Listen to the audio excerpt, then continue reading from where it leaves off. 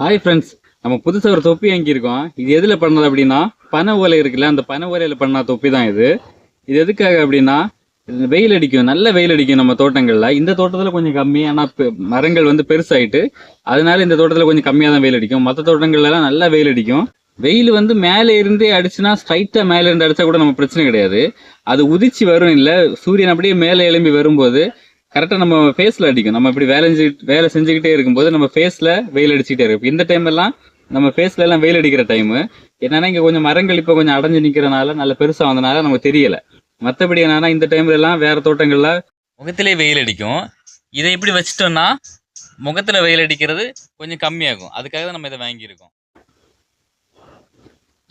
பனை ஓலையில செஞ்சனால கொஞ்சம் நல்லா இருக்கு பார்க்கறதுக்கு.